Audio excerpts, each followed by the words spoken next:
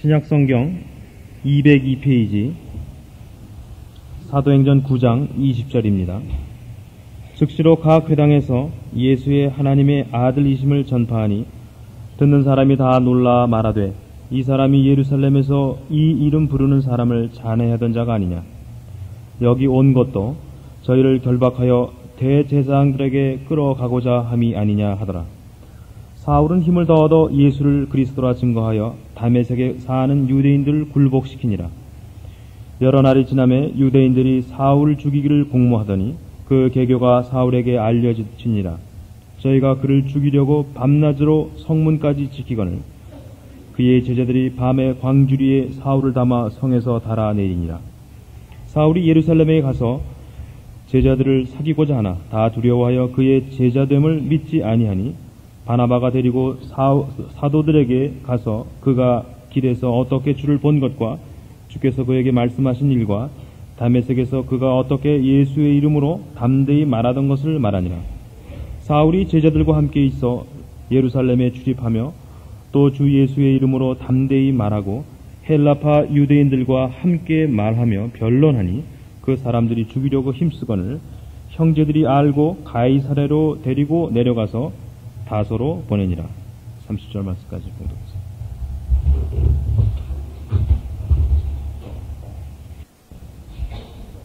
이제 바울이 예수의 하나님의 아들 되심을 전파하고 복음과 주의 영광을 위하여 그 사역을 시작합니다. 많은 사람들이 사울의 이 회심과 하나님의 복음을 맡은 일꾼이 되어 등장한 일에 대하여 놀랐다고 기록이 되어 있고, 그래서 더욱더 유대인들이 사울 죽이기를 공모하고, 그래서 광주리를 타고 다메섹 성을 빠져나갔다고 기록되어 있습니다. 예루살렘에 올라갔으나 제자들이 저의 회심을 믿지 않아서 바나바가 데리고 가서 소개를 하고 주 예수의 이름으로 담대히 변론하고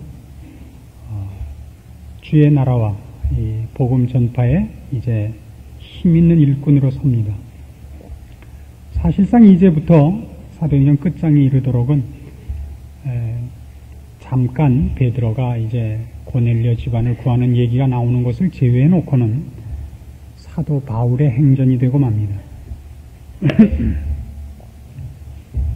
우리는 성경상에서 이런 위대한 인물을 만날 때마다, 예를 들면 모세라든가 엘리야라든가 이런 바울 같은 인물을 만날 때마다 속으로 그런 다짐을 하게 됩니다.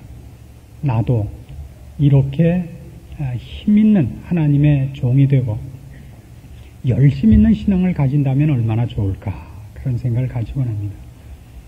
그러나 그런 생각이야말로 성경이 우리에게 요구하는 생각하고 아주 상관이 없는 생각인데 어디서부터 그런 생각이 생겼나 하는 것이 저한테는 또 아주 큰 관심사입니다. 그래서 여러분 가지신 성경을 제가 한번 검열을 했으면 좋겠어요. 혹시 저한테는 없는 요한계시록 후서 같은 게 있는 게 아닌가. 그렇지 않고서야 성경이 하지 않은 얘기와 성경이 요구하지 않은 그런 사상들을 왜 신자들이 갖고 있는가, 참으로 큰 의문점 중에 하나입니다. 답은 자명합니다. 우리들이 갖고 있는 이 종교적 본성, 자연인이 갖는 종교적 본성이 우리로 하여금 자꾸 일을 하고 쓸모있는 것으로 자신을 확인하려는 생각 때문에 이런 사도 바울의 이런 행적들, 이런 걸 사모하게 만들지 않나 싶습니다. 예를 들면 이렇습니다. 지금 사도 바울이 이 사도행전에서 가장 두드러지게 그 활동하는 활약상이 기록된 것을 볼 때마다 우리가 부러워하는 식으로 신앙을 생각한다면 기독교란 조금 기묘한 것이 되고 맙니다. 데살로니가 전서 5장을 찾아주십시오. 신약성경 333페이지 데살로니가 전서 5장 16절입니다.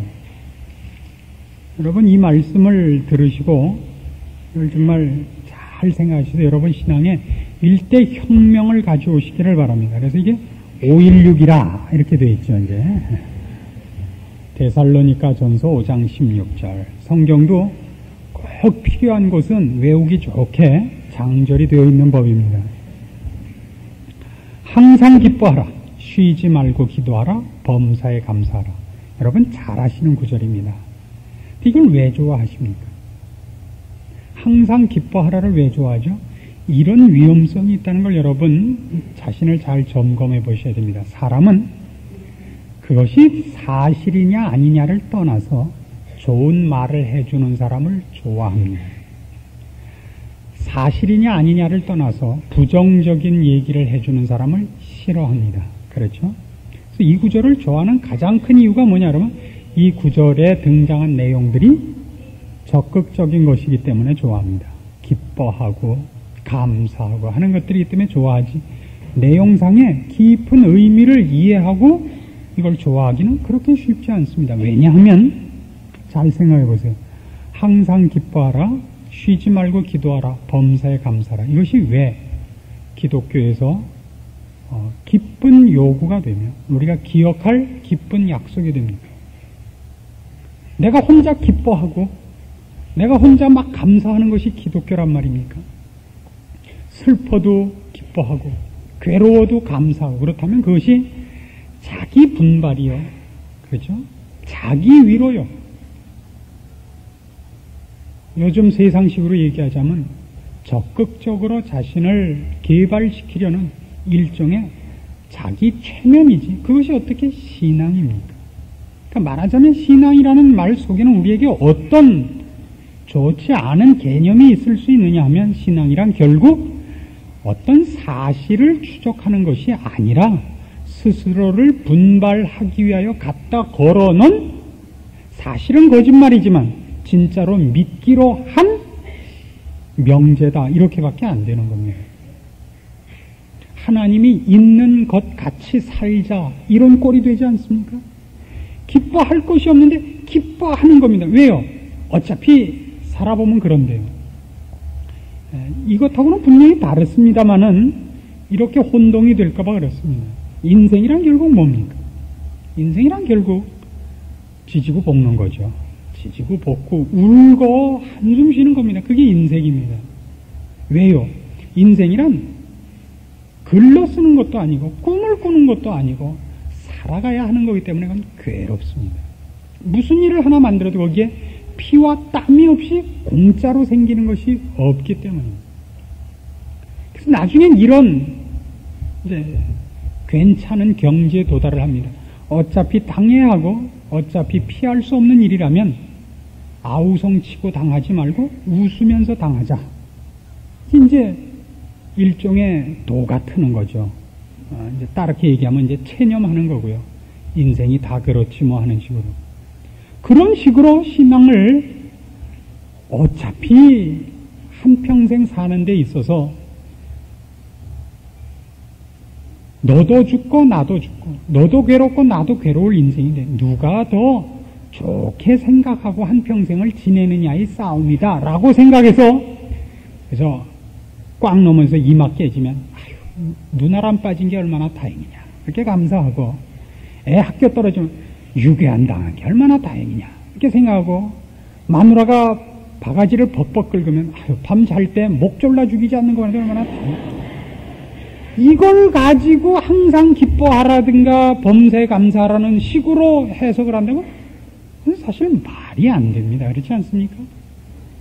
그런데도 여러분이 물론 그렇게 생각하지 않습니다. 그러나 그 이상의 어떤 의미로 그러면 항상 기뻐하라고 여러분에게 기뻐하는 이유입니까?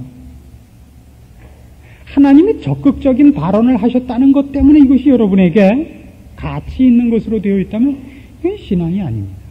이 모든 말씀은 사실은 18절 하반절에 있는 말씀이 그 해결의 열쇠입니다. 이는 그리스도 예수 안에서 너희를 향하신 하나님의 뜻이니라 합니다. 뭐가요?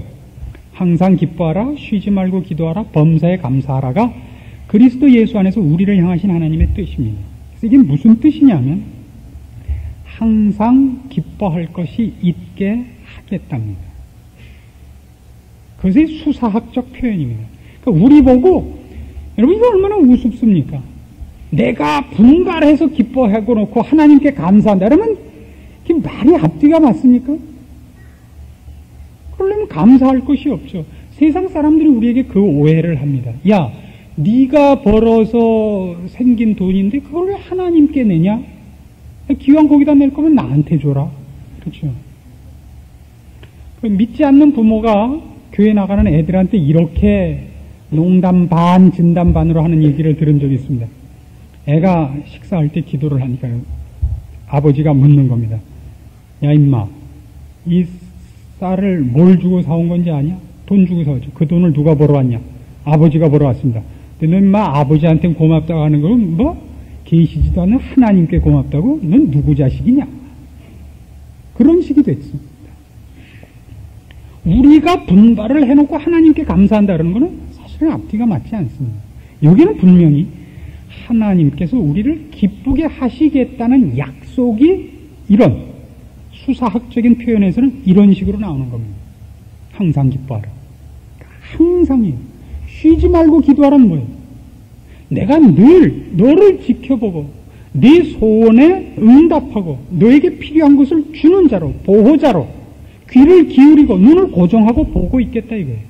쉬지 말고 기도합니다. 범사에 감사라는 아무리 사소한 일, 아무리 조그만 일에도 너를 혼자 두는 시간은 없다. 내가 늘 네 옆에 있고 너를 지키되 졸지 않고 자지 않겠다. 이 뜻입니다. 이것이 성경의 표현입니다. 그래서 이제 다시 돌아와서 사도 바울의 생애를 보면서 우리가 놀라는 건 이겁니다. 우리는 사도 바울의 생애를 보면서 야, 사도 바울을 봐라. 얼마나 대단한 사람이냐. 저의 신앙은 얼마나 굉장하며 그의 의지는 얼마나 굳은가. 그는 얼마나 자기를 돌아보지 않고 주를 위해서 산 사람인가. 대표적인 것으로 사도행전 20장에 그런 기록이 나옵니다. 17절입니다. 사도행전 20장 17절입니다.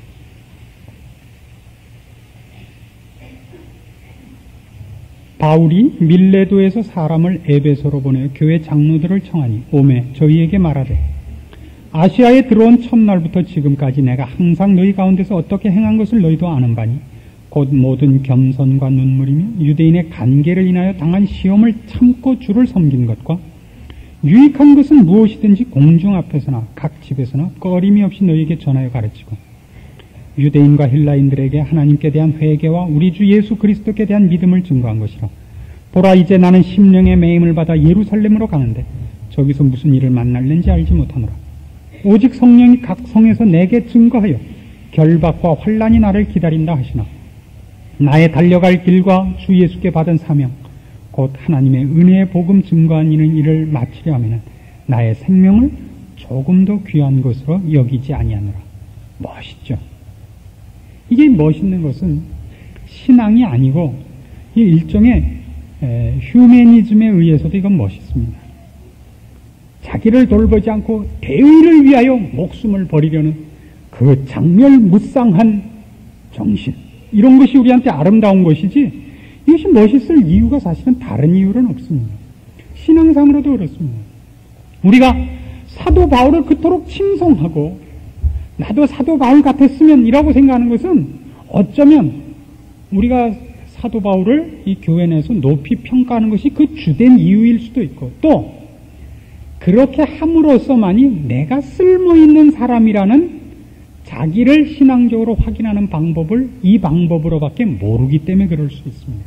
그래서 이제 다시 아까 데살로니가 전서 5장에서 한 것과 결부시켜서 이 문제를 분명히 오늘 해결하고자 하는 겁니다. 이겁니다. 처음으로 돌아가서 사도행전의 기록은 이렇습니다. 예수님께서 부활하사 제자들에게 명령하시고 약속하신 것의 성취에 불과합니다. 그건 뭐냐 하면 너희는 땅끝까지 이르러 내 증인이 되라 하신 말씀이고 그것을 이루게 하기 위하여 세상 끝날까지 주님께서 우리와 함께 하시겠다고 하신 약속의 성취에 불과합니다. 그러면 이제 오늘 우리가 다루는 이 문제를 분명히 하기 위해서 이런 문제부터 살펴봅시다. 도대체 예수님은 이 땅에 왜 십자가를 지러 오셨습니까?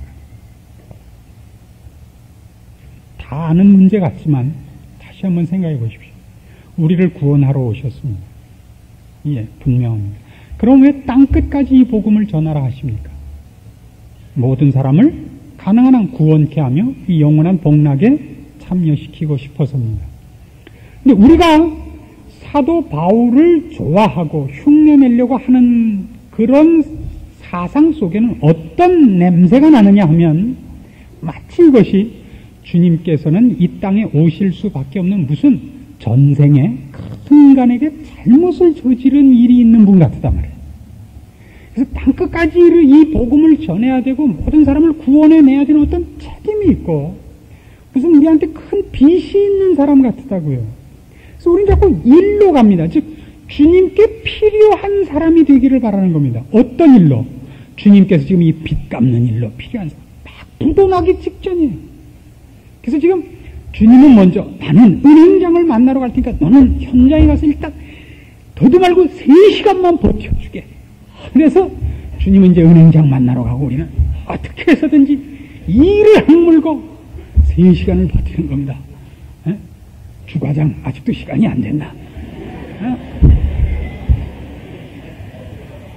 아직도 사장님한테서는 전화가 없는가?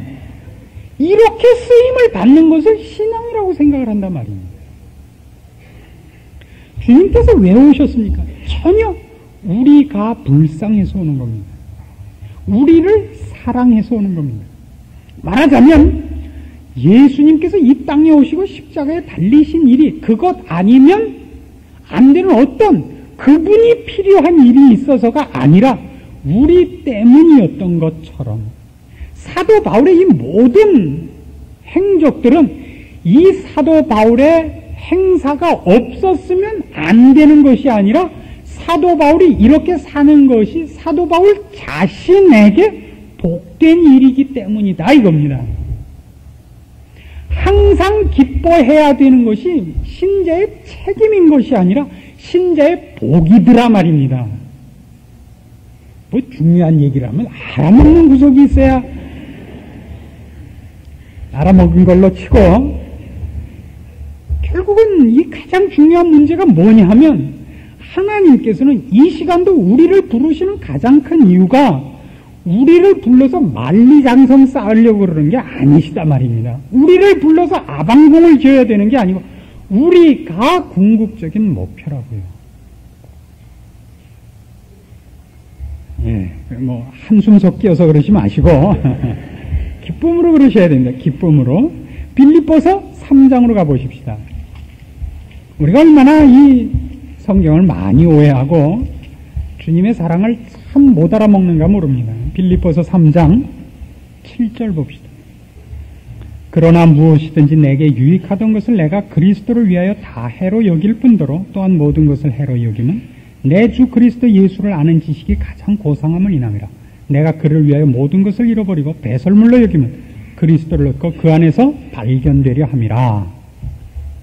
우리는 이런 글을 읽을 때마다 어떻게 생각을 하느냐 하면 봐라, 사도 바울은 이 세상의 영광이나 이 세상의 헛된 것을 좋아하지 않고 주님을 찾고 주님께 인정받는 것을 최고로 찾다. 그래서 그는 주를 위하여 그 전생애를 바치고 열심히 봉사했다. 틀린 것이 아닙니다만 오늘 우리가 살펴보려는 이 핵심적인 싸움과 결부를 시키자면 마치 그러기 위해서는 사도 바울이 열심히 일을 해야 되는 것처럼 주를 발견하고 주 안에서 자기가 발견되는 것도 주를 위하여 무엇을 해야 되는 것처럼 이렇게 생각이 든단 말이에요. 이것이 말하자면 지금 방금 읽어드린 빌립보서 3장 7절 이하의 말씀이 사도 바울이 그토록 주를 위하여 힘있게 사역한 일의 비밀인 것처럼, 그렇죠? 아니 아직까지 이제 꼭 틀렸다고 얘기할 수는 없습니다. 그러나 제가 오늘 여러분과 분명히 하려고 하는 건 이런 이유 때문입니다. 사도행전 26장으로 이번에 가십시다. 아그리빠 왕과 베스도 총독 앞에서 이제 사도 바울이 자신을 변명하는 말을 봅시다. 24절입니다. 사도행전 26장 24절. 바울이 이같이 변명하매 베스도가 크게 소리하여 가로되 바울아 네가 미쳤도다. 네 많은 학문이 너를 미치게 한다 하니 바울이 가로되 베스도 각하여 내가 미친 것이 아니요 참되고 정신 차린 말을 하나이다. 왕께서는 이 일을 아시기로 내가 왕께 담대히 말하노니 이 일에 하나라도 아시지 못함이 없는 줄 믿나이다. 이 일은 한편 구속에서 행한 것이 아니로소이다. 아그리빠 왕이여 선지자를 믿으시나이까? 믿으시는 줄 아나이다. 아그리빠가 바울더러 이르되 네가 적은 말로 나를 권하여 그리스도인이 되게 하려 하는도다. 바울이 가로되 말이 적으나 많으나 당신뿐 아니라 오늘 내 말을 듣는 모든 사람도 다 이렇게 결박한 것 외에는 나와 같이 되기를 하나님께 원하노나이다. 원하노이다. 바울이 여기서 한 말 가운데 여러분 두 가지를 꼭 기억하십시오. 25절에 있는 것이 내가 지금 미친 게 아니고 참되고 정신 차린 사람입니다 하는 것과 29절에 있는 것 같이 모든 사람이 나와 같기를 원합니다 하는 겁니다. 즉 사도 바울의 행적을 사도행전이 그렇게 그 3분의 2나 되는 그 지면을 할애해서 기록하는 것은 그것이 어떻게 기독교가 바울에 의해서 퍼졌는가가 목적이 아니고 어떻게 또 주께서 그의 복음을 사도 바울이라는 신실한 사도를 통해 땅끝까지 이르게 했느냐도 첫 번째 목적이 아니고 하나님을 모르고 살던 사람이 하나님을 알고 참다운 인간의 본연의 자세에 들어왔을 때 어떤 모습이 되든가 하는 것 때문에 바울이 그토록 많이 등장을 하는 겁니다. 어떻게 복음이 이방에까지 로마까지 들어갔는가? 어떻게 하나님의 일이 신실한 사람에 의하여 힘있게 펼쳐지는가는 두 번째, 세 번째 문제입니다. 가장 중요한 것은 한 인간이 그리스도를 알아 참다운 인간의 모습과 인간의 가치를 깨달았을 때 그가 어떤 모습이 되며 어떤 삶을 살게 되든가 하는 것이 더욱 중요한 첫 번째 목적으로 사도행전이 기록되어 있는 것입니다. 그래서 바울이 하는 모든 얘기는 이제부터 그가 어떻게 이래서 그렇게 힘있는 일꾼이 됐구나. 이것이 그의 능력의 비결이구나. 이것이 그의 삶의 비결이구나가 아닙니다. 우리는 자꾸만 사도 바울이 한 업적을 생각한단 말입니다. 업적을. 그게 아니에요. 제가 하려고 하는 얘기는 바로 이런 겁니다. 이 얘기를 조금 더 이해하기 좋게 해서 아브라함 사건을 예를 들어봅시다. 아브라함이 이제 100살에 난 아들을 하나님이 아브라함아 네 아들을 내게 바쳐라 그래서 죽이러 갑니다. 그렇죠?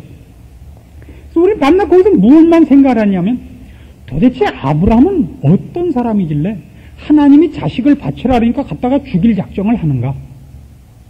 아브라함은 얼마나 좋은 믿음을 가졌는가? 이 생각을 합니다. 그러나 그 사건 속에는 사실 더 중요한 게 뭐냐 하면 도대체 하나님은 어떤 분이길래 하나님을 알고 하나님과 사귐이 있던 사람은 100살에 난 아들이라도 바쳐라 그러면 기꺼이 바칠 만한 분이냐? 이것이 사실은 이삭을 바치는 사건에서는 성경이 제일 먼저 우리에게 가르쳐주고 싶어 하는 내용인 것입니다. 하나님은 그만큼 항복할 만한 분이다 이겁니다. 하나님이 어떤 분인가를 우리가 다른 걸로 설명할 길이 없습니다. 아브라함은 100살에 난 아들이라도 하나님이 바치라 그러면 바친 사람이다 이겁니다. 바친 사람이다. 그러니까 아브라함이 그렇다는 얘기가 아니라 하나님이 그만한 분이다 이겁니다. 그러니까 사도행전에 나타나는 바울의 행적을 보면서 바울이 어떻게 힘있게 그의 사역을 수행했는가를 볼 때 그것이 그가 어떤 신앙을 가졌으며 어떻게 주께 필요한 사람이었느냐가 아니라 주는 그렇게 항복할 만한 분이요 그 주님이 우리에게 허락한 새로운 삶, 주 안에 들어온 신자의 삶에 복되고 자랑스러운 모습은 이런 것이다 라는 것이 두드러지게 증명되기 위하여 사도행전은 바울의 생애를 그토록 많이 기록하고 있는 것이다 이겁니다. 그래도 못 알아먹으면 방법이 없다 이겁니다. 고린도후서 11장입니다. 고린도후서 11장 23절부터 봅시다. 거기 사도 바울의 전 생애에 걸친 고생한 이야기가 나옵니다. 그걸 그가 어떻게 이해하고 있는가를 보십시다. 고린도 후서 11장 23절 저희가 그리스도의 일꾼이냐 정신없는 말을 하거니와 나도 더욱 그러하도다. 내가 수고를 넘치도록 하고 옥에 갇히기도 더 많이 하고 매도 수없이 맞고 여러 번 죽을 뻔하였으니 유대인들에게 40에 하나 감한매를 5번 맞았으며 3번 태장으로 맞고 1번 돌로 맞고 3번 파손하는데 1주야를 기품에서 지냈으며 여러 번 여행에 강의 위험과 강도의 위험과 동족의 위험과 이방인의 위험과 시내의 위험과 광야의 위험과 바다의 위험과 거짓 형제 중의 위험을 당하고 또 수고하며 애쓰고 여러 번 자지 못하고 줄이며 목마르고 여러 번 굶고 춥고 헐벗었느라. 이 외의 일은 고사하고 오히려 날마다 내 속에 눌리는 일이 있으니 곧 모든 교회를 위하여 염려하는 것이라. 누가 약하면 내가 약하지 아니하며 누가 실족하게 되면 내가 애타하지 않더냐. 그가 복음을 위하여 얼마나 고생했느냐 하는 얘기를 하고 있습니다. 그러나 이것이 그에게 고생이 아니다 이겁니다.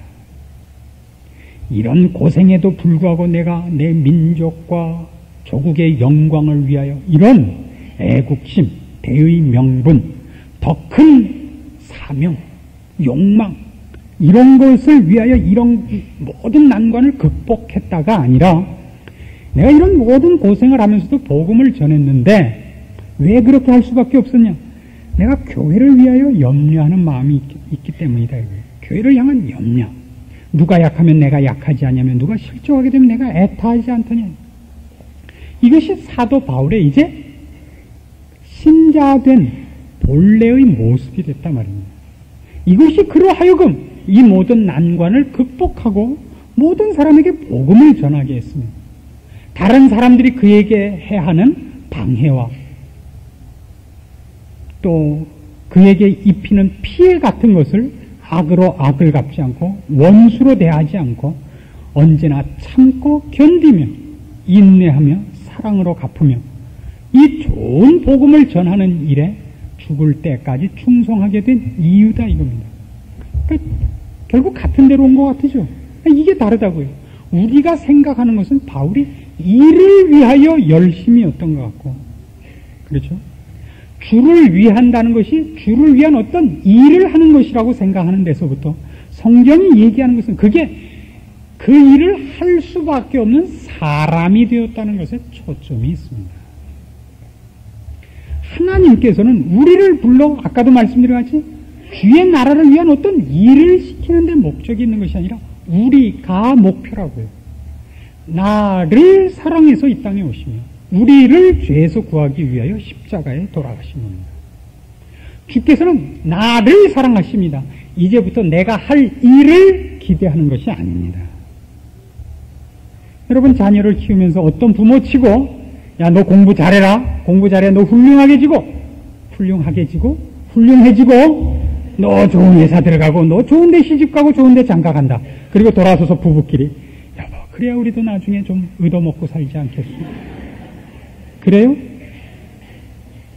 그러는 부모는 없습니다. 물론 늙으면 또 얘기가 달라질지 모릅니다만 그러기 위해서 자식을 공부시키지 않습니다.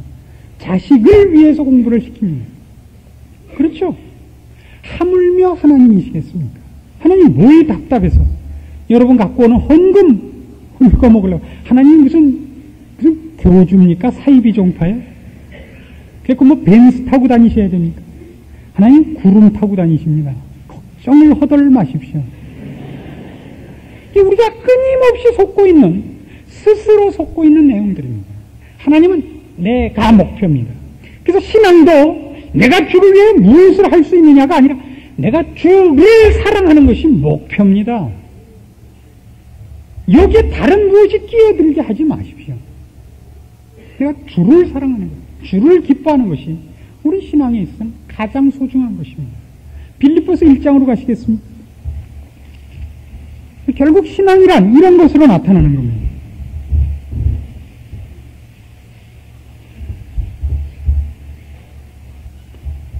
20절 말씀 봅시다. 빌립보서 1장 20절.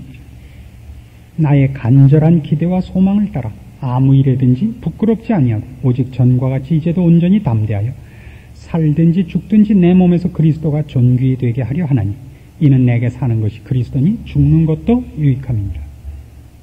야, 바울은 목숨을 걸고 주의 일을 했구나가 아니라 주님을 사랑하니까 내가 드러나는 것보다 주님이 드러나는 것이 더 좋아서 그러는 겁니다. 이게 사랑입니다. 이 부부가 말이죠. 애들한테 이렇게 묻는 거는 참 넌센스입니다. 넌 아빠가 좋으냐, 엄마가 좋으냐. 정말 사랑하는 부부라면 부인 편에서 볼 땐 아빠를 더 좋아한다 그러면 그래서 좋아야죠. 그럼 그래야지. 아빠를 좋아해야지. 또 아빠 쪽에서 보자면 엄마를 더 좋아해요. 그럼 그래야지. 사랑할 때는 사랑하는 사람이 자기보다 더 대접받는 것이 기쁩니다. 사랑이란 내가 우월해서 내가 사랑하는 사람에게 무엇을 베푸는 게 좋지 않습니다. 안 그렇습니까? 여러분의 사랑은 저랑 좀 다른 모양이죠.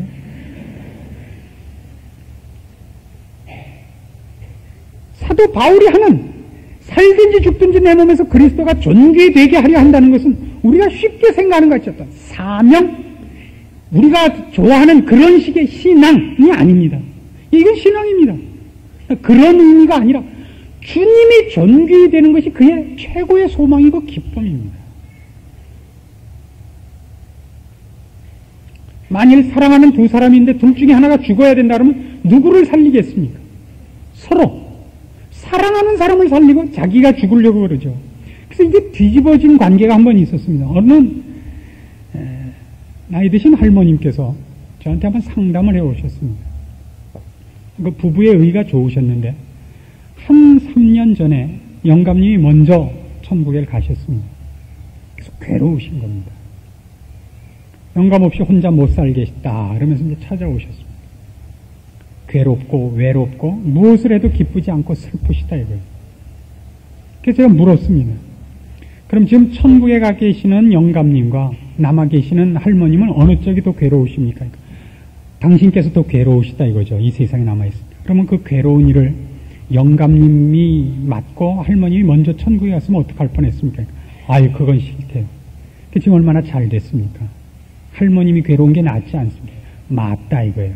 기쁜 마음으로 돌아가셨습니다.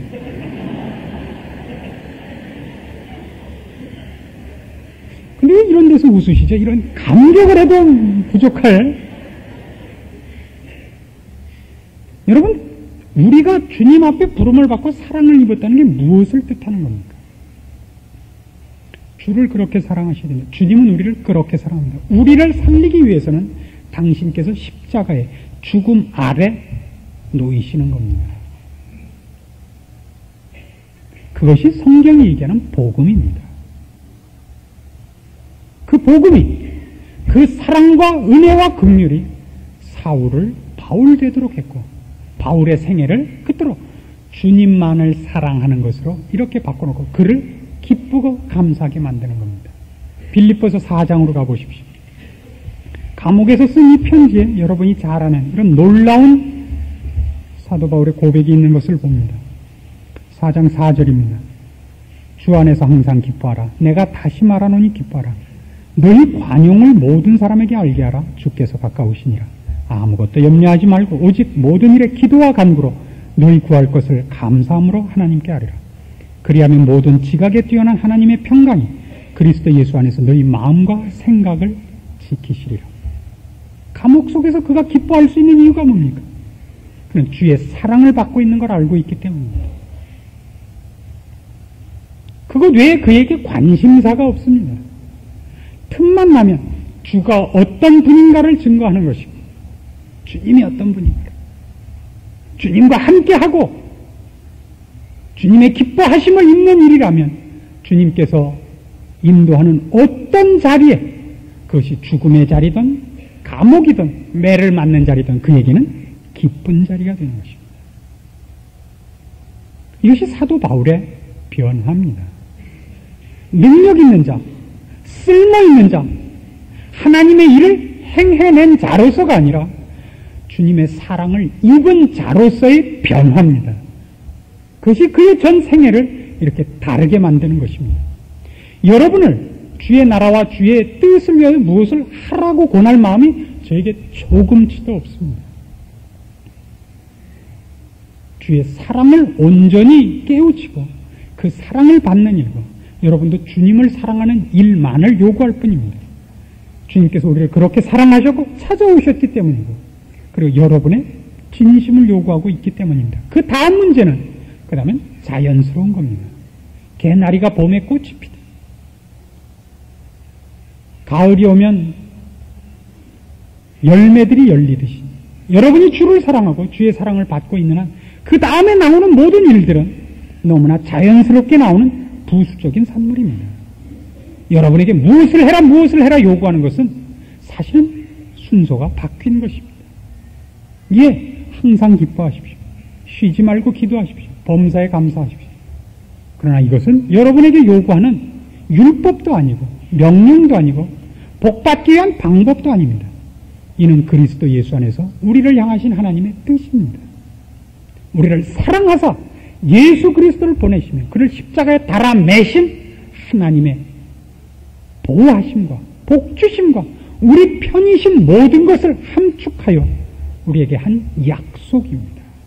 그는 그 약속을 시행하셨고 지금도 하고 계시고 우리의 영원한 운명을 영광된 자리에서 주님과 함께 나누실 때까지도 변함없이 지키실 것입니다. 바울의 회심, 그의 변화된 인생을 보면서 여러분 자신도 그 사랑을 받고 있는 줄 기억하시고 여러분이 받은 사랑을 확인하시며 감사와 기쁨을 승리하는 신앙생활을 하나님 앞에 아뢰시기 바랍니다. 기도하십시오. 하나님 아버지의 은혜를 감사합니다. 우리를 사랑하시는 것과 우리와 영원토록 함께하사 천국에서 주님과 함께 있기까지 영원한 복된 자리에 앉기까지 우리를 지키시는 것을 믿습니다. 항상 우리와 함께 하셔 기뻐하게 하시고 우리의 모든 기도에 응답하시며 아무리 사소한 일이라도 우리와 함께 하심을 믿습니다. 주는 우리의 방패시오 산성이시오 상급이십니다. 우리를 사랑하사 십자가를 지시며 피 흘리기까지 한 우리 주님의 사랑하는 마음입니다. 우리로 그 사랑을 입은 자로서의 깨우침과 당연한 사랑을 주 앞에 돌리게 하시고 그 안에서 우리의 승리와 자랑을 누리게 하시고 맛보게 하사 신자로 신자답게 하시옵소서. 주의 사랑을 입은 자의 영광을 누리게 하시옵소서. 세상의 헛된 유혹과 시험에 지지 말고 주께서 베푸신 능력과 사랑과 긍휼 안에서 우리의 기쁨을, 승리를, 자랑을, 넘쳐나는 생명을 누리고 증거하고 나눠주고 주를 만나러 빨리빨리 신앙의 발걸음을 재촉하게 하시옵소서. 예수님의 이름으로 기도합니다.